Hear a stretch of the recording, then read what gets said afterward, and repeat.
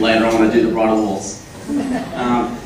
But it goes without saying that Divya and I are so pleased to see so many of our family and dear friends here tonight, and as well yesterday, to celebrate our special day, or days rather. And I know that some of you have come from far and wide, and including interstate and from overseas, so it's very special to have you guys here. And I just want to make a couple of very special notes for the people that came from overseas actually, and one is Divya's cousin Colin, who's sitting at the far table over there. Now, this guy flew all the way from South Africa to come here yesterday and tonight specifically to wash my feet, and he did such an amazing job that, in fact, I was enjoying it so much, I think he was enjoying it more than I was. And I was really sad when Divya's dad had to tap him on the shoulder and say, "That's enough." But mate, he did such a fantastic job, but I looked down this morning and I could see my own reflection. So thank you. And also a dear friend of mine, TJ. TJ and I have known each other since high school. And this is a guy who flew in from Singapore yesterday at 9 o'clock. Got changed in the car on the way to the temple. And God, he obviously is here tonight, and he's flying back tomorrow morning. So really appreciate the effort, Teach. It means a lot to me and also to Divya. So thank you very much. Look, I know my brother mentioned it very briefly, but I also want to begin also by acknowledging the late Dr. Raj Gopal, or the man that I called Daddy for a very brief period of my time, of his time rather.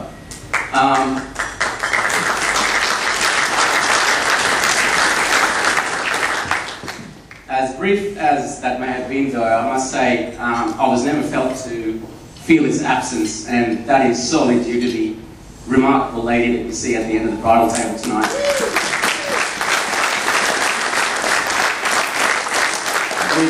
She's remarkable in so many ways, not just her moves on the dance floor. Those of you that know me well enough to know that I'm a mummy's boy. Initially when I was young, I didn't really enjoy that title. It certainly didn't help picking up girls at my adolescent age or in the teenage years. But as I grew older, I began to accept it, and now I'm proud to actually wear that title as a badge of honour, because Mum, I don't think there's any greater honour than being your son.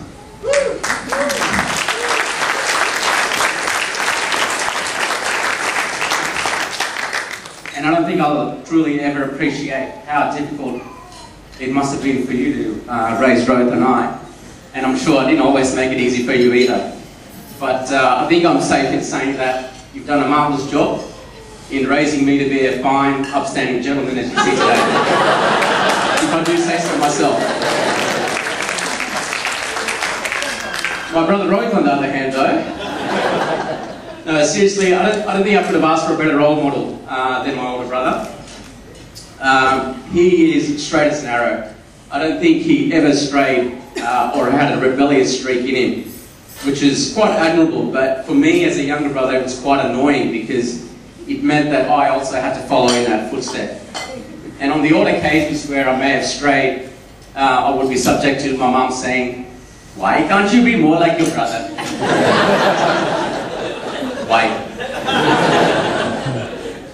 Look, as brothers, we had a fair share of fights and arguments, and I learned a lot from him, and one of the things I learned is conflict resolution.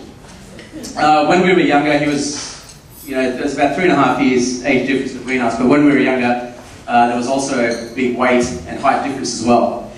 And during those years when we got into fight, conflicts were resolved in violence.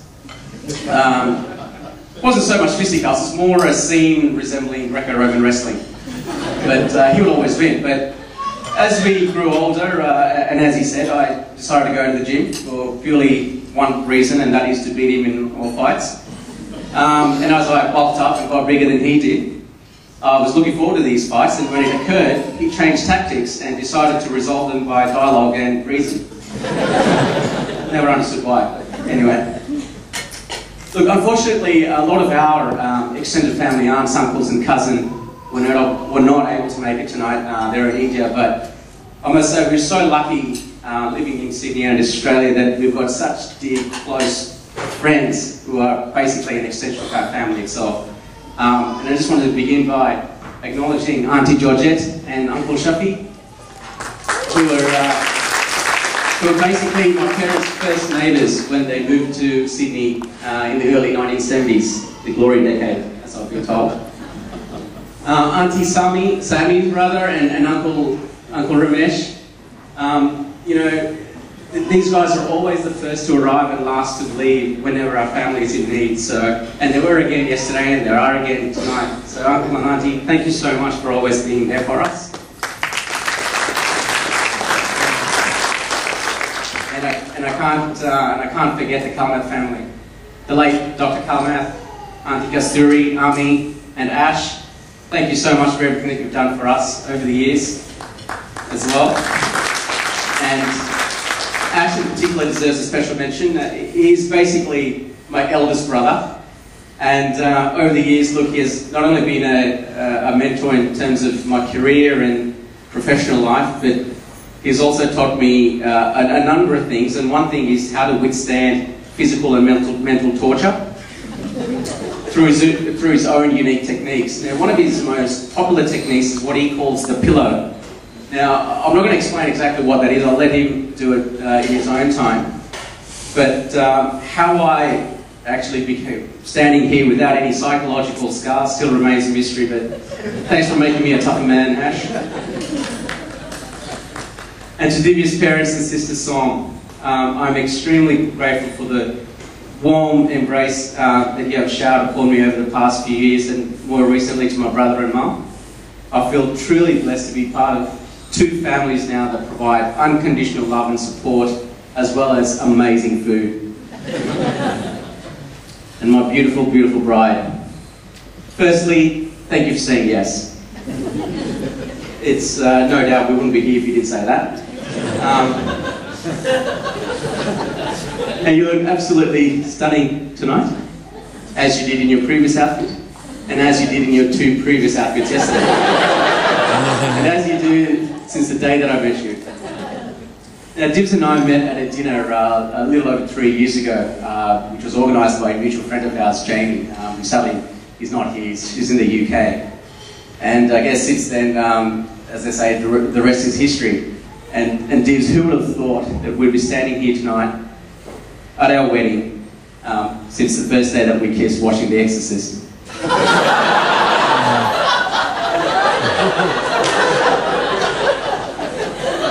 I certainly hoped we would, since I walked you home.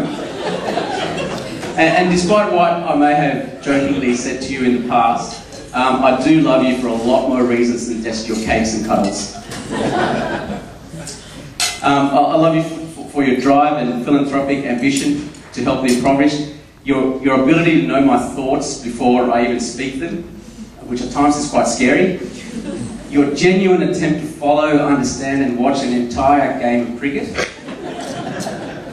without falling asleep, and the fact that you put the interests of others before your own, and your caring and sharing nature, except when it comes to chocolates though, and your love of the outdoors and the thrill of adventure.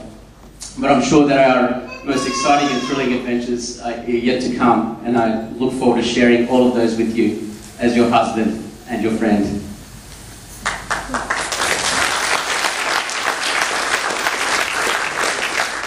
Now, over the last few days, I've been giving a number of tips and little harsh truths, I suppose, about what to expect in a married life, and particularly as a husband. A lot of them have just gone over my head, some through my ears, where I just didn't really bother to listen. But one that will stick, that has stuck, I should say, is that I was told that no matter how forcefully or how often a husband may put his point across, the wife will always have the last say. So, on that note, I just want to invite my wife, Divya, to the lectern to have the last say.